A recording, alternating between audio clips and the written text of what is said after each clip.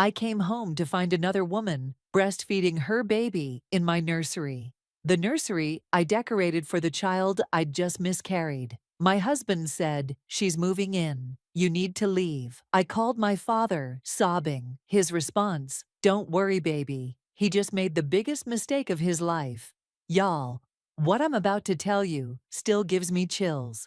Before I show you how my father destroyed my ex-husband's entire existence in 1 week, subscribe right now and turn on all notifications, because this story has twists you won't see coming. Trust me, you'll want to watch until the very end. Let's get into it. My name is Monique, and at 35 years old, I thought I had everything figured out. I built my luxury skincare brand from my kitchen with nothing but a dream and a $5,000 loan from my father. 10 years later, my products were in Sephora, in Ulta, shipping internationally. My company was worth $80 million, and every single penny of it came from my blood, sweat, and tears. I was self-made, and I was proud. The mansion was my reward to myself. $40 million, cash, perched on a cliff overlooking the ocean. 12 bedrooms, a movie theater, an infinity pool that seemed to pour right into the horizon,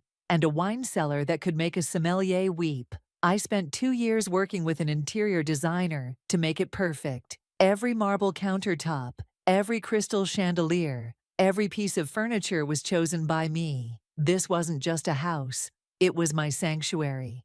It was proof that the little girl who grew up sharing a bedroom with 3 siblings had made it. I met Terrence at a business conference 4 years before everything fell apart. He was an investment banker, fine as hell, smooth talker, and he knew exactly what to say. He pursued me hard, and I fell for it. My father met him exactly once before I told him we were getting serious, and I'll never forget what Daddy said. He shook Terrence's hand, looked him dead in the eye, and later told me, "That man's handshake is too soft. He ain't built for hard times." I laughed it off. I actually defended Terrence, saying, "Daddy, not everyone grew up struggling like we did. He comes from a different world." I wish I'd listened.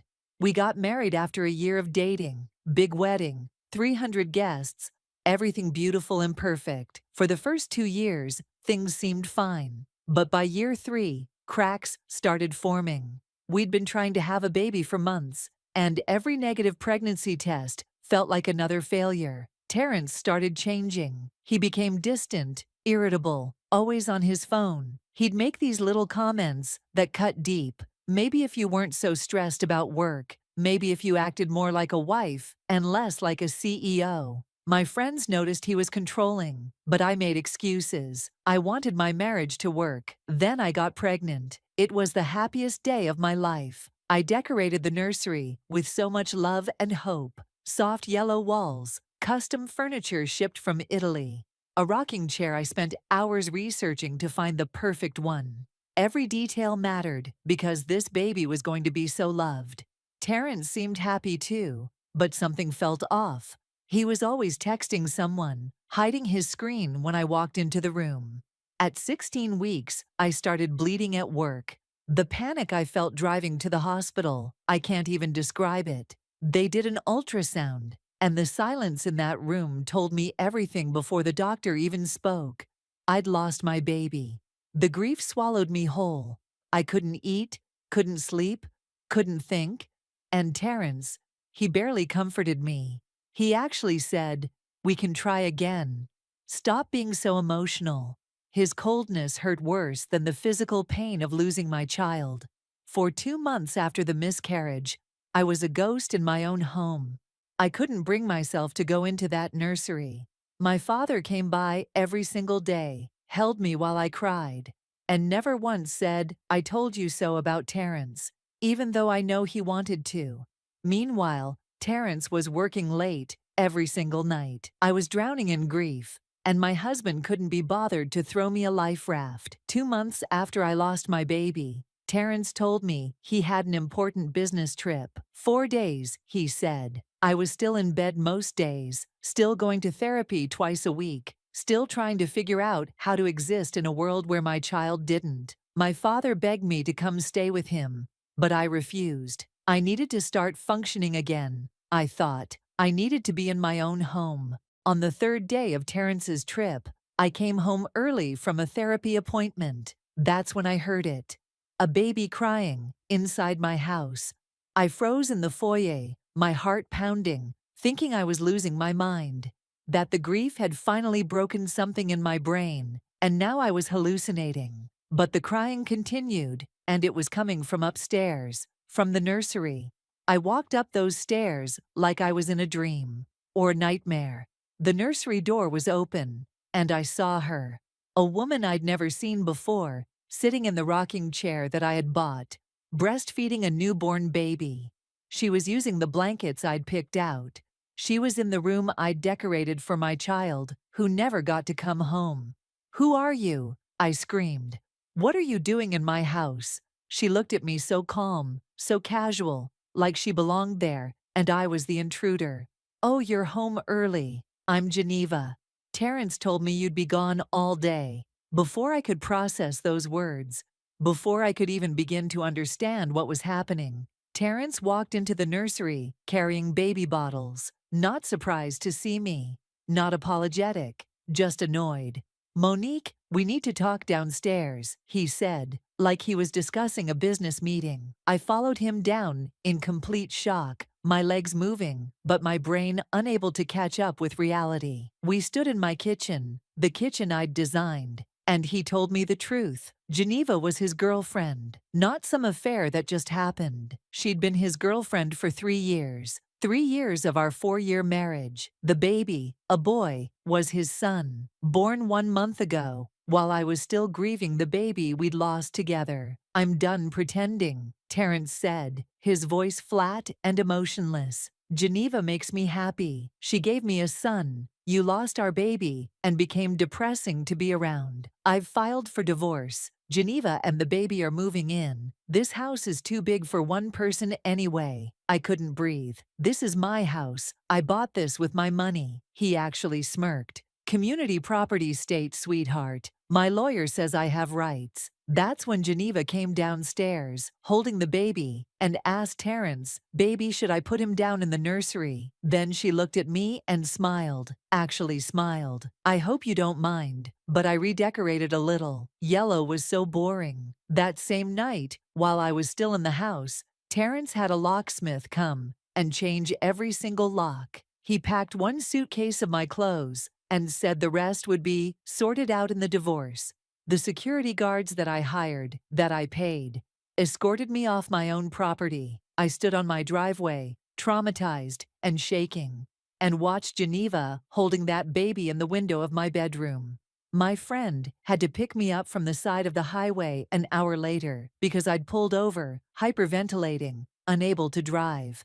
The next morning, Geneva posted on Facebook pictures of the baby in my nursery with the caption, "Finally home with my boys." Blue heart hashtag, blessed hashtag, family, first hashtag, new beginnings. There was a photo of her kissing Terrence in my master bedroom. She'd tagged the location with my address. Over 400 people liked it. The comments said things like "beautiful family" and "congratulations" and "that house is gorgeous."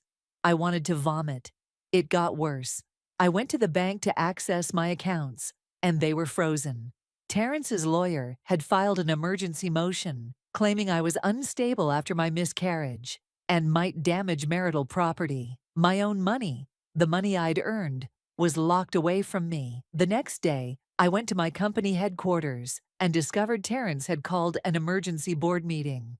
I'd made him CFO in year 2 of our marriage, trying to make him feel like an equal partner. Now he was using that position to claim I was having a mental breakdown and couldn't lead the company. He suggested a temporary leave of absence, and the board members I'd worked with for years looked at me with pity. Geneva posted a nursery tour video on Instagram. "Had to completely redo this space," she said to the camera. "The previous decor was so sad and depressing, not the energy my son needs." She filmed herself painting over the yellow walls I'd chosen. throwing the decorations I'd carefully picked into the trash. Out with the old, in with the new, she sang. Then Terrence's family posted photos of Sunday dinner at my mansion. His mother wrote, "Finally Sunday dinner at our son's beautiful home with his real family." They'd never liked me, always said I was too independent, too focused on my career. I was staying at my friend's apartment because I couldn't afford a hotel with my accounts frozen. I was too ashamed to tell my father the full truth, so I kept sending him texts saying I was fine. I just needed space.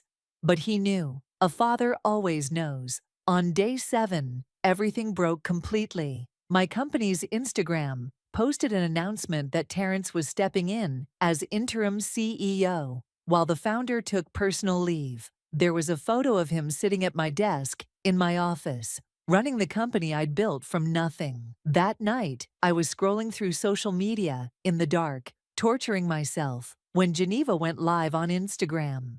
Hundreds of people were watching as she gave a house tour. When she got to the master bedroom, she giggled and said, "This is where the magic happens, y'all." Someone in the comments asked about the ex-wife, and Geneva laughed, actually laughed. "Who? Girl, she's gone. This is my house now." She couldn't give him a baby, so you know how that goes. Some women just aren't built to keep a man. The comments exploded with "period" and "facts," and "she sounds bitter." I broke, completely shattered into a million pieces.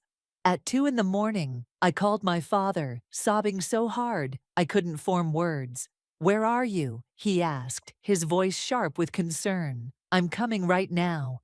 He picked me up and took me to his house, and I told him everything. The baby in my nursery, the mistress living in my house, the social media posts, the humiliation, all of it. My father held me while I cried, and when I finally had no tears left, he looked at me with eyes I'd only seen once before, when someone tried to cheat him in a business deal. "That man put another woman's baby in the nursery you made for your child?" he asked quietly. I nodded. "And he took the house your money bought?" I nodded again. "And his whole family mocked you online?" "Yes, Daddy." He stood up and walked into the other room. But I heard him make a phone call. "I need everything. Bank records, business records, phone records, property records, everything from the last 5 years. I don't care what it costs. I want it in 12 hours. When he came back, he asked if my company lawyer had been calling. I hadn't checked my phone in 2 days. When I finally looked, there were 47 missed calls from my attorney. My father made me call back right then. My attorney answered on the first ring. "Monique, we need to talk now. I found something." During a routine audit, he'd discovered that Terrence had been embezzling from my company. $4.3 million over 3 years. Fake vendors, ghost employees, inflated expenses. It was all there. "I've reported it to authorities," my attorney said. "But there's more. He took out a loan against the mansion, without your signature, forged documents." That's when my father revealed who he really was. See, I knew my daddy was successful, but I didn't know the extent of it. He was the silent owner of the second largest private equity firm in the country. He sat on the board of 12 Fortune 500 companies. His personal wealth was over $2 billion. But he kept a low profile intentionally. "I let people underestimate me," he told me. "That's my advantage." He made 3 phone calls. The first was to his attorney. "I need an emergency custody hearing for that house. My daughter's name is on the original deed. I want them out in 24 hours. The second call was to an FBI contact. "White-collar crime. I'm sending evidence of embezzlement and bank fraud." The third was to a private investigator. "I want to know everything about Geneva. Everything." 12 hours later, the investigator called back with information that made my jaw drop. Geneva was married to someone else, still legally married.